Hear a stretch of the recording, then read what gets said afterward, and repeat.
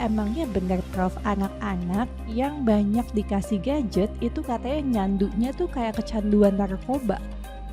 Orang tua tidak pernah salah, terutama ibunya. Kalau orang tua ada kecurigaan, anaknya ada sesuatu yang aneh, periksa. Nomor 2, speech delay karena otaknya. Ya. Yang paling takut tuh kalau dia retardasi mental, IQ-nya Oke. kurang. Nah ini takut banget saya nih. 65% ada gangguan kecerdasan, IQ-nya kurang. 1 autis, 2 global developmental delay, 3 Kenapa sih ada anak yang bisa tantrumnya luar biasa hebat sampai guling-guling, ngamuk-ngamuk, mukul-mukul, ada yang anak tenang gitu, Prof.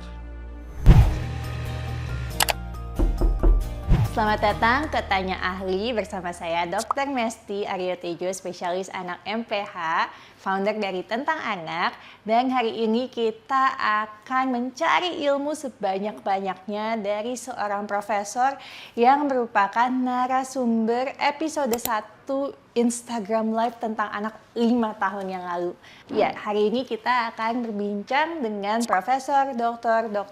Hardiono D. Pusponegoro, spesialis anak konsultan, untuk memastikan gimana sih cara memastikan anak Aibun bertumbuh kembang optimal, membedakan speech delay, autisme, ADHD, bagaimana diagnosisnya dan terapinya. Jadi ikuti sampai selesai, jangan lupa subscribe dan juga komen di kolom komentar. Assalamualaikum Prof. Hardiono. Waalaikumsalam Mesti, udah lama gak ketemu. Iya, senang sekali bertemu Prof dalam keadaan yang sehat, semakin bugar sepertinya ya Prof. Amin. Iya, selalu antusias banget nih kami dan para Aibun untuk belajar dengan Prof. Hardiono dari kali pertama ya Prof. Kita awalnya IG Live 5 tahun lalu ya.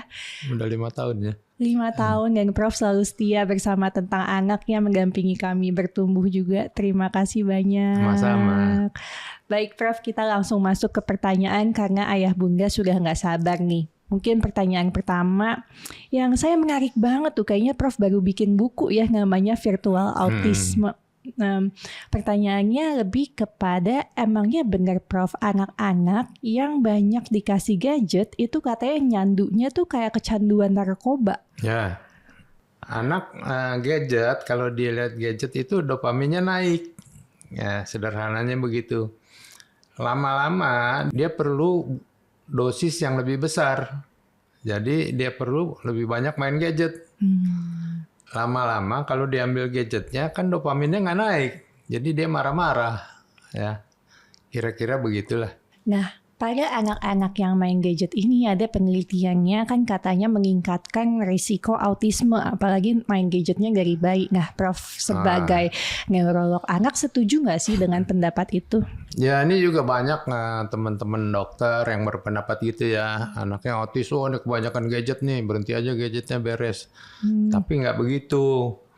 Yang penelitian bahwa gadget menyebabkan autis itu setahu saya cuman satu lah penelitiannya ya. Yang benar-benar satu ya. sih faktor risiko.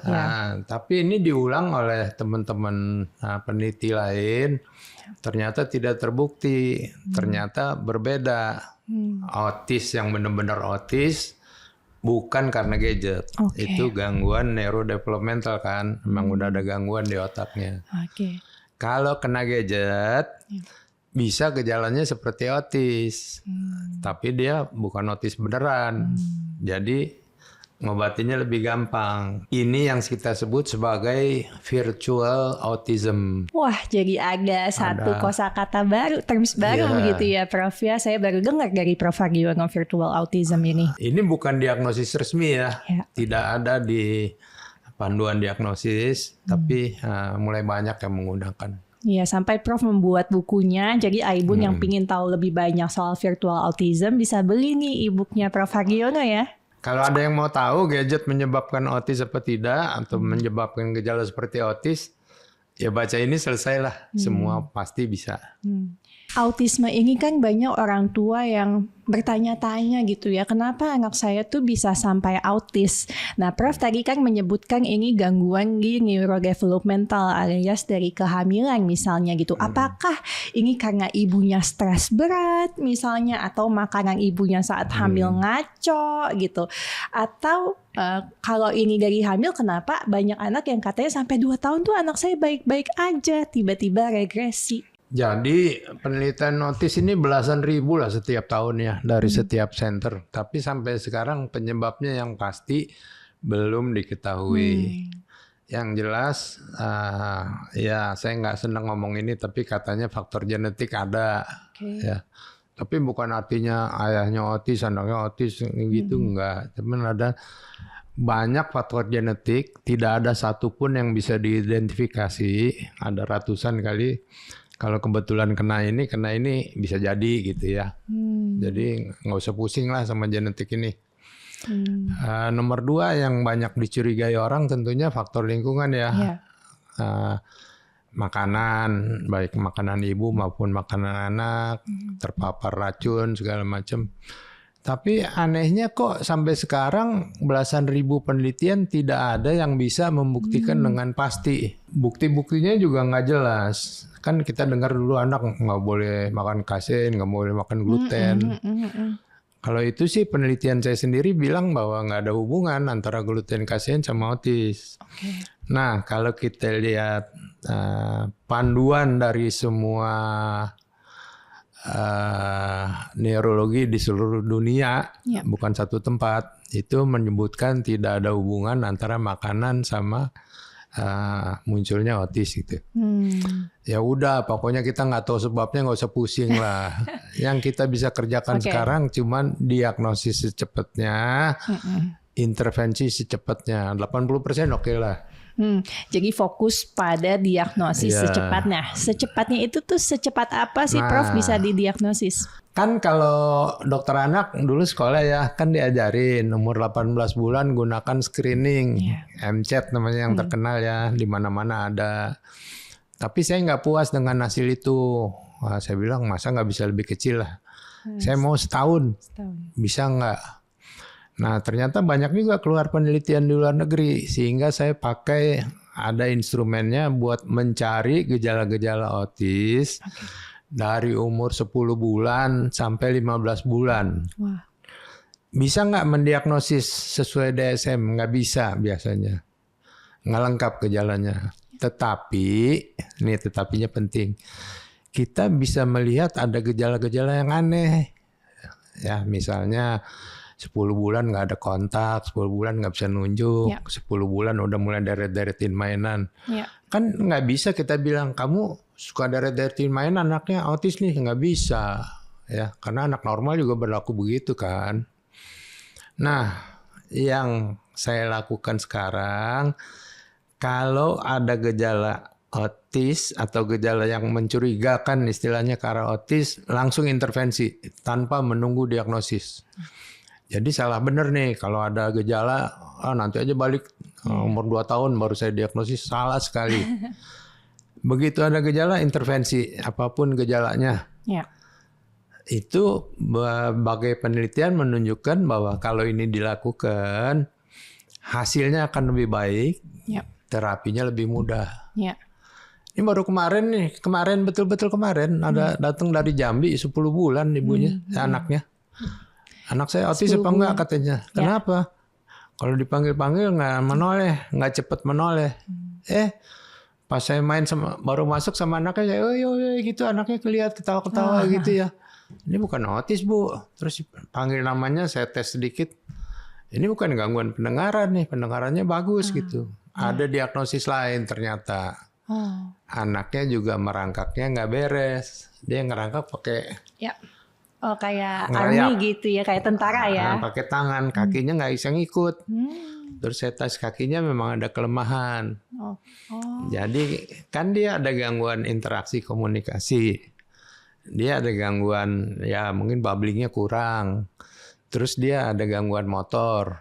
Diagnosisnya jadi apa? Jadi GDD. Global Developmental Delay. Baru 1 hari yang lalu. Itu menarik sekali Prof ya. Jadi ternyata ada permasalahan lain yang Prof identifikasi dari merangkak. Nah ini kan jadi perdebatan nih para tenaga medis gitu ya. Yang satu bilang merangkak tuh perlu banget gitu. Soalnya semua otot kelatih, anaknya lebih fokus dan lain-lain. Ada yang bilang enggak, sebagian anak 10% tuh enggak perlu merangkak. Jadi enggak apa-apa, enggak usah merangkak, dari duduk langsung jalan enggak apa-apa. Nah menurut Prof gimana? Iya, itu yang jadi salah tuh anaknya datang umur 5 tahun ditanyain otis ya. Ditanyain ibunya dulu merangkak enggak? Enggak katanya. Wah sekarang mesti belajar merangkak lagi. Sampai anak 5 tahun, 6 tahun tuh disuruh merangkak keliling-keliling gitu ya. Nah, pembantunya pada berdiri semua. Nggak tahan disuruh ikut merangkak. Ini nggak usah lah kayak begitu. Kan dia udah fase perkembangannya bukan merangkak lagi. Nggak usah diajar lagi gitu. Nah, apakah anak yang tidak merangkak ini mencurigakan? Iya, itu termasuk salah satu yang mencurigakan. Apakah anak tidak merangkak seluruhnya jadi autis? Enggak. Paling-paling ya pokoknya 20% anak normal itu nggak merangkak lah. Tapi biasanya apa yang dicurigai dari anak yang tidak merangkak, Prof? Motor, gangguan gerak. Kalau gangguan gerak kan bukan autis lagi diagnosisnya. GDD. GDD ya. Nah, kalau anak-anak ini kan sering ya Prof ya dibawa ke klinik tumbuh kembang terus dibilang, "Oh, ini fase perkembangan umur 6 sampai 9 bulannya kelengkap." gitu. Itu bener nggak sih Prof kayak gitu? Misalnya tiba-tiba ibunya udah nggak cuti lagi nih habis menyusui, anaknya nggak kestimulasi optimal lagi. Fasenya kelewatan nih. Jadi sama neninya mungkin digendong terus. Ternyata kalau nggak ada orang tuanya, itu gimana menurut Prof? Ya, perkembangan anak nih kan ada normal, ada delay. Terlambat kan, nanti jadi gangguan, disorder. Tapi ingat ada namanya deviancy. Jadi aneh nih perkembangannya nih. Yang satu bagus kok yang satu telat gitu. Atau kualitasnya juga nggak bagus gitu. Ini anak merangkak tapi kok loyo ya rubuh-rubuh melulu gitu. Nah itu mungkin deviansi dari perkembangan. Nggak usah nakutin diri sendiri lah, parno banget gitu. Periksa aja ke dokter. Apakah ini ada suatu disorder di situ? Apa ini cuman sekedar delay? Ya karena itu kejadian di anak saya Prof. Waktu itu di terapi dibilang kelewat nih 6 sampai 9 bulan. Iya ibunya lagi PPDS di RSCM. Sebetulnya waktu saya ketemu kamu juga lihat kamu main sama anak, saya diam-diam ngeliatin tuh, ini anak ada gangguan apa enggak gitu. Iya. Tapi kayaknya sih enggak ya. Alhamdulillah kalau enggak. Oke Prof. Nah kemudian banyak yang bingung nih membedakan ini anak emang nakal aja, bosen, gak mau fokus, atau emang ada ADHD atau autis. Oke. Ini jadi kerjaan juga nih. Anak 2 tahun, hiperaktif. Nih diagnosisnya ADHD. Ibunya seneng. Kan bukan autis ya, ADHD. Tapi ini salah besar. Karena dari American Academy Pediatrics saja bilang jangan mendiagnosis ADHD umur kurang dari 4 tahun. 4 ya? Ya. Kenapa? Karena itu bisa jadi kelakuan normal pada anak. Anak hiperaktif, nggak bisa fokus. Masa umur 2 tahun disuruh fokus? Yang bener aja gitu. Emang fokusnya kemana-mana. Ya, jadi di bawah 4 tahun jangan mendiagnosis ADHD. Nah, kalau di bawah 4 tahun anaknya hiperaktif gitu, apa dong? Kemungkinan dia bagian dari autis paling sering. Kadang kan dibilang udah ikut aja behavioral therapy atau kayak udahlah ikut main sensory integrasi biar makin fokus, bisa duduk. Nah, itu gimana, Prof? Ini saya banyak ribut juga sama terapis behavior nih. Kan saya yang mengumpulkan tuh terapis-terapis behavior yang jago dari luar negeri.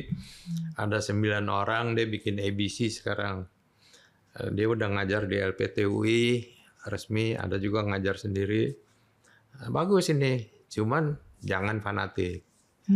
Kalau menurut saya behavior terapi itu bagusnya kalau anak udah agak tenang, bisa duduk, bisa diajarin. Umur berapa ya? 3 tahun, 4 tahun. Tapi golongan terapis behavior berkeras, 2 tahun bisa nih terapi behavior. Jangan menurut saya. Kalau 2 tahun itu dia mesti dikurangi dulu hiperaktifnya. Pakai apa ya? Pakai sensory integration lah. dia mesti ditingkatkan attachment sama orang tua. Mau main sama orang tua, pakai apa ya? Floor time, sensory integration gitu. Menarik, Prof. Kalau udah tenang, attachment ada sama orang, interaksi ada sama orang, walaupun belum bicara ya, bolehlah masuk behavior. Oke. Jadi memang bertahap gitu ya, nggak semuanya harus dikombinasikan. Banyak juga yang saya lihat udah 7 tahun di sensory integration terus, buat apa lagi lu anak udah bisa begini disuruh lompat-lompatan. Nggak ada gunanya. Jadi kita mesti tahu persis. Mungkin dari Prof sendiri nih yang sudah lama praktek gitu, apa sih yang Prof lihat dari anak-anak yang perkembangannya baik gitu ya, nggak dipaksa tapi kok excel, pelajaran bagus, sifat bagus, sosialisasi bagus. Ya kita sering dengar stimulasi, kita sering dengar kata intervensi. Bedanya apa sih?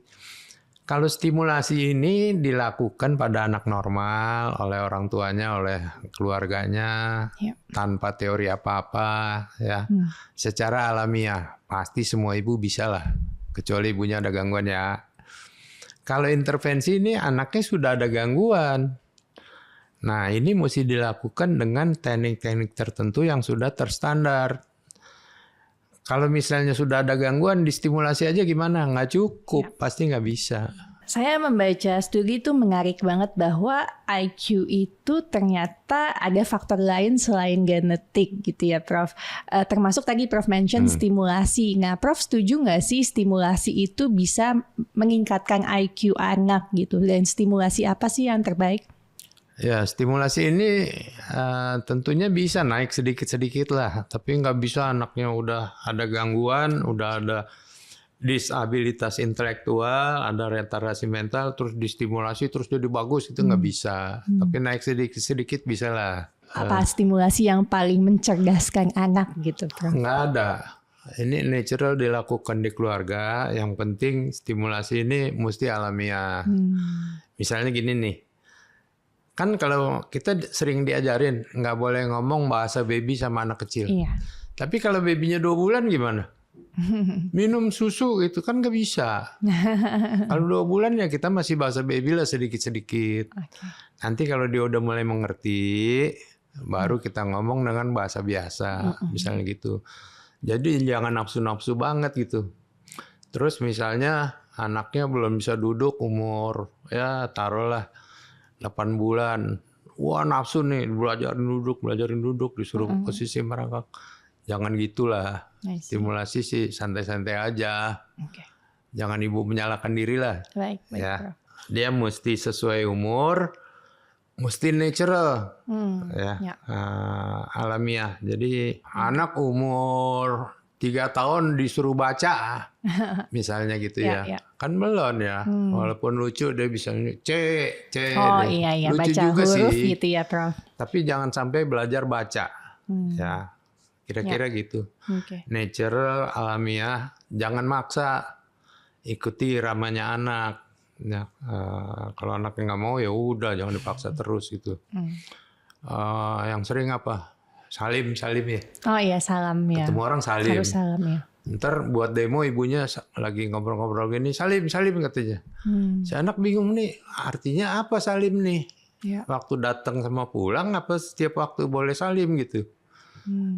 Mesti sesuai konteksnya. Betul. Ya.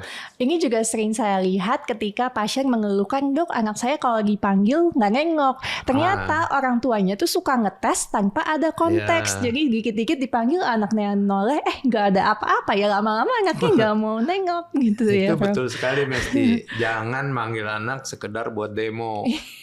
Bahwa anaknya nengok. Ngetes boleh lah sekali-sekali. Tapi kalau terus-terusan jangan. Mesti ada lanjutannya. Dan ibu orang tua juga suka kan kasih mainan ke anak. Ini main-main anaknya mau gitu ya. Terus udah putus. Nggak ada lanjutannya. Mestinya kan main sama anak dia tertarik dia main, kita mesti ikut main terus sama dia gitu. Dua arah, jadi ada interaksinya. Setuju, karena seringkali anak dibilang anak saya nggak betah tummy time gitu. Padahal tummy time itu kan penting ya Prof. tummy Tapi time, ya. ketika tummy time orang tuanya sibuk sendiri, anaknya ditinggalin sendiri ya nangis gitu ya Prof. Bisa ketutup Iya. nggak napas. Jadi pastiin selalu dipantau. Nah, banyak yang tanya juga nih Prof terkait speech delay. Nah, apa sih bedanya speech delay, gangguan bicara, atau ini autisme? Ya. Speech delay macam-macam. Yang sering kita temukan tuh yang late bloomer lah namanya ya. Turunan biasanya. Orang tuanya ada yang telat ngomong, anaknya telat ngomong, tapi tiba-tiba umur 2 tahun nyusul, dan nyusulnya betul. Kata-katanya betul ya. Syaratnya apa? Anak-anak ini walaupun telat ngomongnya, tetapi dia reseptifnya, menangkepnya bagus. Dia ngerti semua, tapi ngomongnya belum. Nah, ini kita nggak terlalu khawatir nih. Biasanya lebih tenang ya Prof kalau reseptifnya bagus. Kemarin cucu saya juga agak telat tuh ngomong itu. 2 tahun kok, umur 1,5 tahun kok baru dikit banget ngomongnya ya. Istri saya udah ribut tuh. Istri saya kan dokter kulit. Ini gimana sih cucu, didiemin aja. Saya nggak terlalu khawatir karena dia ngerti semuanya. Bahkan saya tes buat anak di atas usianya dia bisa. Ya sekarang 20 bulan keluar ngomongnya nyerocos gitu. Tapi nggak boleh gitu ya. Nggak boleh semua anak, ini cuman terlambat aja nih. Terus didiemin aja ntar juga ngomong, nggak boleh. Mesti periksa dulu. Satu. Nomor 2, yang speech delay karena apa ya? Karena otaknya. Yang paling takut tuh kalau dia retardasi mental, IQ-nya kurang. Ya. Nah ini takut banget saya nih. Bicara sama orang tuanya juga suka nggak tega. Seringkali yang karena disabilitas intelektual, dia bagian dari global developmental delay. Selain ngomongnya telat, jalannya juga telat gitu, atau merangkaknya telat, semuanya telat lah. Sana kalau ya gitu. Waduh, kalau ini saya ngeri lah. Kenapa saya takut? Karena itu dilatih jalan, bisa. Dilatih ngomong, bisa. Tapi pas sudah sekolah dia tanya, dok anak saya di sekolah susah. 65% ada gangguan kecerdasan, IQ-nya kurang. 1 autis, 2 global developmental delay, 3 gangguan pendengaran tentunya ya. Semuanya mesti dibera apa enggak? Kalau aturan di dunia harus semuanya dibera. Kalau aturan saya lain, karena orang kan financial kurang, terus mungkin di tempat-tempat tertentu nggak tersedia alatnya. Saya tes aja, ada beberapa tes tuh dengan bisikan dari belakang, dengan bel dari belakang, anaknya nengok apa enggak. Saya sih punya alat sendiri. Nah, kalau saya ragu-ragu, saya tanya orang tuanya, ibu anaknya yakin bisa dengar apa enggak? Kalau ibunya ragu-ragu harus periksa. Jadi nggak semua ya Prof kalau yakin nengok. Tapi kalau ibunya, enggak dok saya enggak, pasti anak saya bisa dengar nih. Orang bapaknya datang dari luar, motornya udah tahu dia gitu. Ya udah nggak apa-apa. Apa aja tadi tuh? Yang pertama late tadi bloomer, disabilitas GDD. intelektual, gangguan pendengaran ya. Kalau gangguan mulut sih dia ngomong, cuman ngomongnya artikulasinya buruk. Kita ini anak ngomong apa nih, kita kagak ngerti gitu. Nah yang banyak autis sekarang, ya speech delay. Cuman begini, autis ini telat ngomong lah. Tapi di kriteria diagnosis kan gangguan komunikasi, bukan sekedar ngomong. Interaksinya terganggu, terus dia ada perilaku yang repetitif, diulang-ulang. Deret-deret mobil segala itu udah tahu lah. Nah kalau ada itu kita bilang autis. Tapi speech delay aja bukan autis ya. Jadi ketika orang tua curiga anaknya speech delay atau autis gitu, apa yang harus dilakukan, kemana? Nomor 1 dicek benar speech delay apa tidak. Tentunya ada instrumen screeningnya juga. Screeningnya biasanya cuman anak umur setahun udah bisa belum keluar kata, 1 kata. Umur 18 bulan bisa ngomong apa enggak, beberapa kata lah. Screeningnya di mana, Prof? Pakai apa? Mana itu sih, baca buku juga ada. Saya juga ngeluarin tuh. Nanti saya kasih ya. Oh iya, Prof. Di aplikasi tentang anak juga bisa ya, Ibu. Itu ada panduan dari American Academy Pediatrics atau dari CDC. Apa saja yang sudah harus dikerjakan anak umur sekian, termasuk bicaranya kan. Iya, Prof. Bukan screening. Tapi kalau belum bisa, tanyalah sama dokter. Oke. Nah, instrumen screening banyak. Ada CAT, CAMS, ada macam-macam. Pakai instrumen screening DDTK atau yang saya lakukan Bailey, itu pasti kedetek. Kalau cuma delay. Nah, sekarang problemnya ini delaynya kenapa? Betul. Nah, ini perlu dokter lah. Nah, tapi banyak juga, Prof, orang tua datang ke dokter anak dibilang, ibu terlalu parnoan, ibu enggak, anaknya normal-normal aja gitu. Terus pas dibawa ke dokter neurologi misalnya, ibu kenapa baru sekarang gitu kan. Jadi sebagai orang tua sering serba salah ya. Jadi yang pertama itu, saya selalu ajarkan murid saya nih, mungkin Mesti pernah dengar juga. Orang tua tidak pernah salah, terutama ibunya. Kalau orang tua ada kecurigaan, anaknya ada sesuatu yang aneh, periksa. Kalau nggak tahu, jangan bilang nggak apa-apa. Itu namanya jadi dokter nggak apa-apa. Mencret nggak apa-apa, pulang. Toto di rumah dirasi meninggal gitu kan. Panas nggak apa-apa, pulang. Toto kejang. Gitu. Jangan jadi dokter nggak apa-apa. Jangan jadi dokter yang mengabaikan keluhan orang tua. Kadang-kadang kita nggak tahu juga. Orang tua bilang begini, kok kita periksa bener nggak ada apa-apa, nggak ketemu ya. Minta maaf lah sama ibunya. Bu, maaf Bu, saat ini saya lihat sih baik-baik aja. Tapi ibu mesti observasi terus ya. Kalau gejala itu makin jadi, balik lagi. Iya, setuju sih, Prof. Tidak boleh mengabaikan. Banyak juga yang orang tua mungkin kan tipe yang bukan yang kritis banget gitu. Jadi ketika dokter udah bilang nggak apa-apa, oh ya udah pasrah gitu, hingga akhirnya telat gitu. Percaya banget. Jadi mending kalau emang insting bilang begitu, ya udah cari sampai ketemu gitu ya, Prof ya. Tapi sebaliknya ada juga orang tuanya instingnya kurang, atau bapaknya ikut campur, neneknya ikut campur, nggak apa-apa, jadi nggak apa-apa beneran.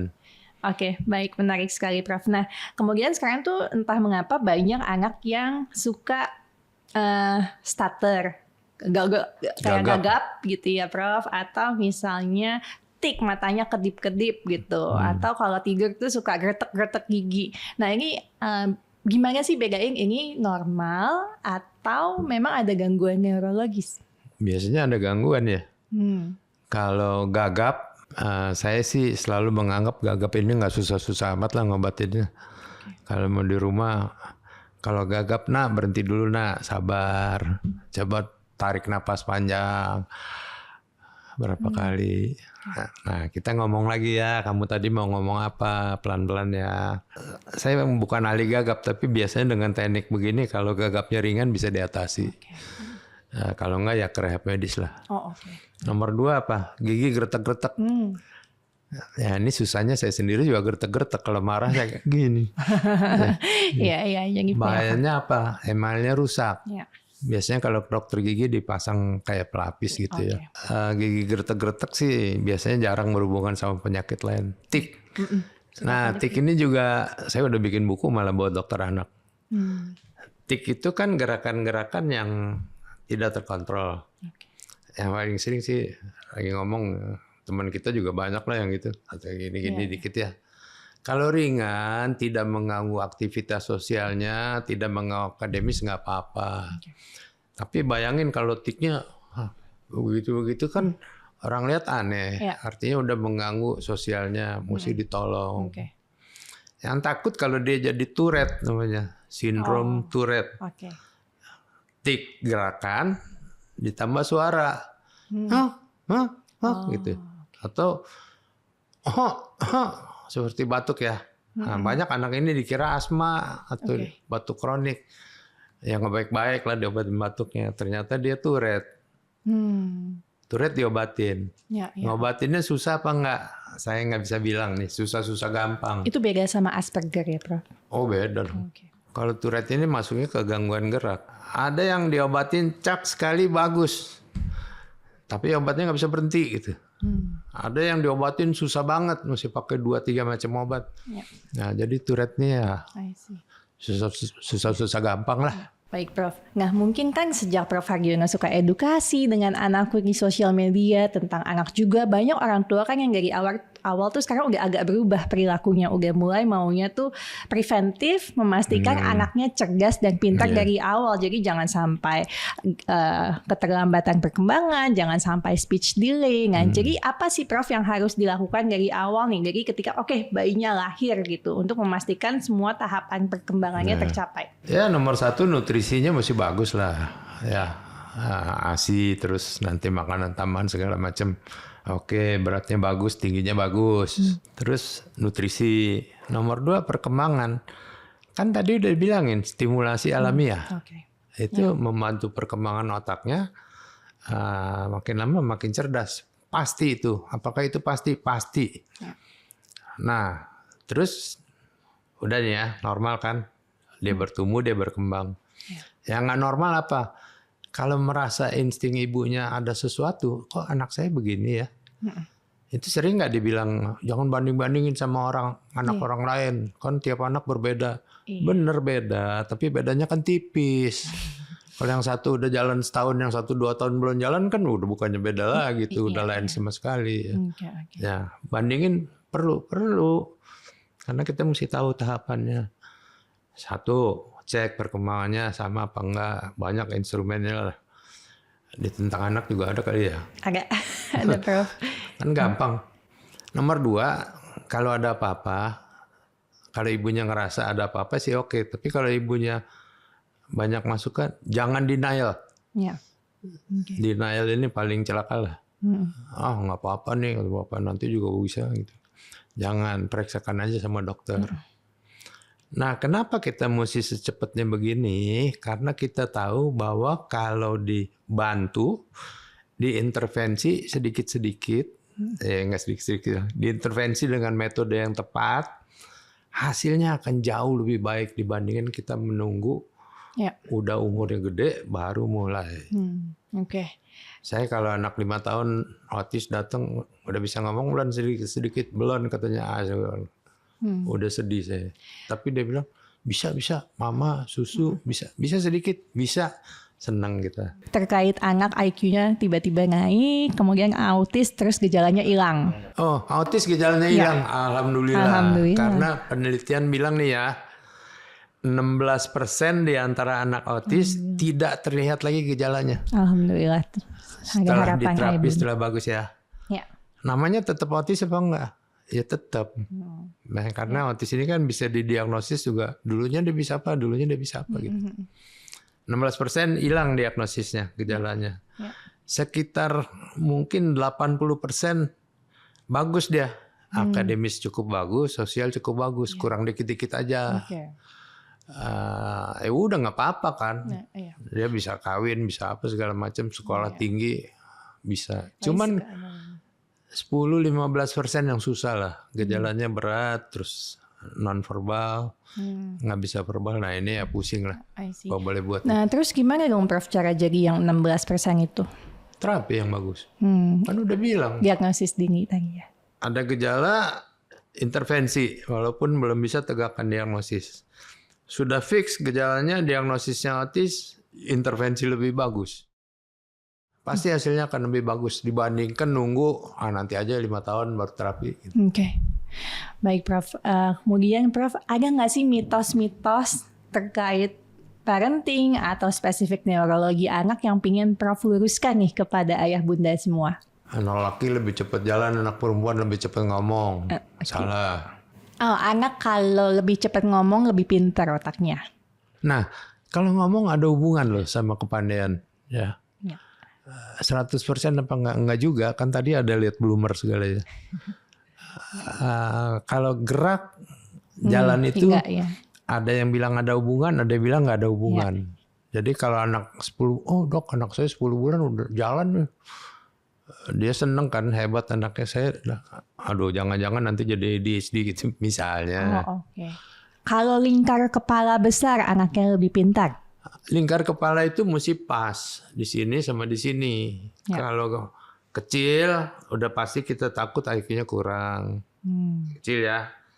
Kalau gede jadi problem. Kalau gede banget gitu ya. Gede banget. Itu kan yang kita takut kalau ada hidrosefalus segala macam. Tapi ada juga yang benign, yang jinak lah. Lihat bapaknya, bapaknya palanya gede juga gitu. Iya. Jadi turunan. Itu otaknya lebih besar katanya, Prof. Benar nggak? Otaknya gede, tapi kalau kita MRI ya, gede tapi tetap ada bagian yang nggak bertumbuh gitu. Oh, oke. Ya. Secara keseluruhan gede, tapi pertumbuhannya nggak gitu bagus. Saya ingatnya ada pasien kakak adik begitu ya. Sekarang udah sarjana semua kali itu. Nggak apa-apa. Tapi saya takut benar karena itunya di atas lingkar kepala normal. Sampai saya MRI beberapa kali gitu. Ya. Saya cek benar perkembangannya semuanya normal, ya udah nggak apa-apa. Tadi keinget Prof bilang screening gitu ya bayi untuk keterlambatan bicara di screening secepat mungkin. Nah paling cepat itu kapan sih Prof? 4 bulan. Apa 4 bulan yang Ajak main, jawab nggak dia? A gitu ya? Bukan, kan iya gitu. boleh bahasa bayi. Iya. Dia lihat ibunya, gitu.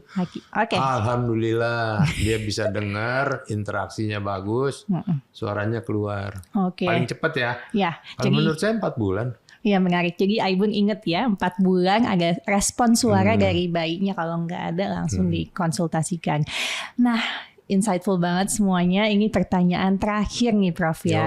Prof udah bekerja lama sebagai dokter anak, profesor anak, punya cucu. Apa sih pelajaran terkait pengasuhan anak yang ingin Prof bagikan ke ayah bunda di sini yang mungkin nggak ada nih di textbook atau di artikel ilmiah?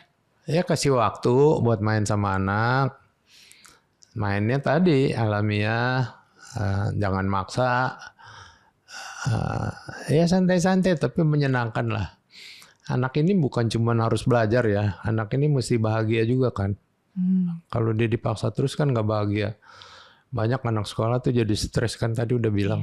Iya, mesti nomor 1, kalau nggak nomor 1 dimarahin gitu. Aduh stres nih, kesian. Prof sekarang jadi profesor, dulu nomor 1 terus nggak di sekolah? Waktu sekolah pinter juga, cuman rada bandel gitu. Tapi saya otaknya lumayan lah. Saya sedikit ada impulsif kayak ADHD gitu. Tapi karena saya mungkin IQ-nya cukup, saya bisa mengatasi, bisa menahan diri gitu. Ya dulu sih bandel juga, berantem segala macam. I see. Tipsnya apa Prof untuk anak-anak orang tua kalau mau jadi profesor? Mau jadi dokter? Aduh, susah nih. Kita dunia berubah sekarang. Banyak orang nggak mau sekolah sekarang, anak Gen Z gitu, Gen Z. Ya. Dia maunya karena dicekokin sama media juga. Udah belajar prom aja, AI ntar juga bisa semua katanya. Ya janganlah, sekolah tetap sekolah formal gitu. Yeah. Ya ada yang bilang nih IQ-nya di sekolah aja dikeluarin kok bisa jadi keren kayak apalah Steve Jobs apa segala macam. Ya itu kan 1-2 orang, tapi rata-rata kan semuanya mesti pendidikan formal. Tadi mau tanya, kenapa sih ada anak yang bisa tantrumnya luar biasa hebat sampai guling-guling, ngamuk-ngamuk, mukul-mukul, ada yang anak tenang gitu, Prof? Ada, kita mesti bedakan penyebab tantrum atau cara mengatasinya. Kalau penyebab tantrum itu, kalau anak masih kecil kan dia nggak ngerti bagaimana dia, apalagi nggak bisa ngomong, dia nggak bisa menyampaikan dengan kata-kata, dia belum bisa mengatur emosinya. Dia lagi main kok diambil gitu ya, marah dia ya. Basicnya ada 4 tuh kan. SID, nomor 1 kebutuhan sensorinya, ya. Tantrum karena kebutuhan sensori. Misalnya dia dengar suara keras gini terus banting-banting diri gitu. Nomor 2, E-nya escape. Dia ada di suatu situasi yang tidak menyenangkan dirinya. Ya.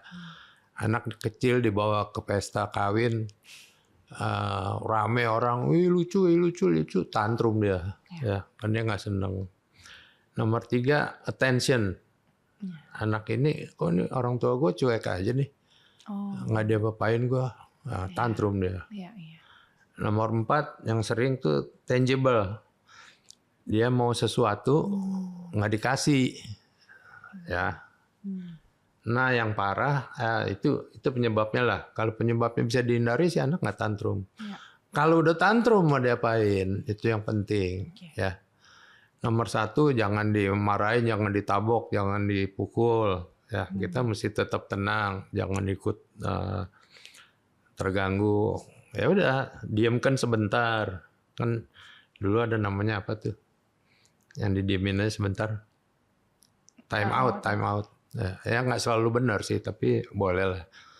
Kalau nggak berbahaya, kita diemin aja. Nanti kalau udah dia agak tenang, kita boleh ngomong sama dia. Ya. Nah, kamu tadi minta ini ya, cuman mama belum bisa beli sekarang. Jadi kita tunda ya, mungkin bulan depan kita beli. Biasanya ngerti dia. Time out sedikit, terus dekati tapi jangan dimarahin, dikasih tahu kenapa dia begitu. Ya. Terus, nah daripada kamu banting-banting diri, lebih bagus kamu bilang dulu sama mama kamu minta apa. Kalau bisa dipenuhi kan ya kita penuhi, kalau nggak bisa ya apa boleh buat gitu lain kali. Pokoknya dikasih pengertian lah. Luar biasa, ilmunya banyak sekali dari Prof. Hardiono hari ini. Semoga anak Aibun semua bisa tumbuh kembang optimal dan bisa di-screening secepat mungkin. Selalu hargai insting Aibun karena Aibun yang paling tahu. Kalau misalnya butuh evaluasi lebih lanjut ke dokter anaknya, bisa ke dokter neurologi juga, bisa ke klinik anakku atau pusat tumbuh kembang lainnya. Tentang anak ya, tanya tentang anak boleh juga dulu karena bisa tanya dokter anak gratis di aplikasi tentang anak. Baik, terima kasih banyak Prof. Hardiono. Ini kalau waktunya nggak habis, pertanyaan nggak habis-habis juga dengan ilmu yang banyak sekali dari Prof. Sehat selalu, sejahtera untuk Prof dan keluarga. Makin sukses anakku ID. Aibun jangan lupa beli e-book dari Prof. Hardiono. Udah ada 4 judul sekarang ya Prof. Titip ya tentang anak. Siap. Ya, semoga akan menambahkan wawasan Aibun dan memastikan tumbuh kembang anak Aibun optimal. Sampai ketemu lagi di Tanya Ahli selanjutnya. Terima kasih. Terima kasih.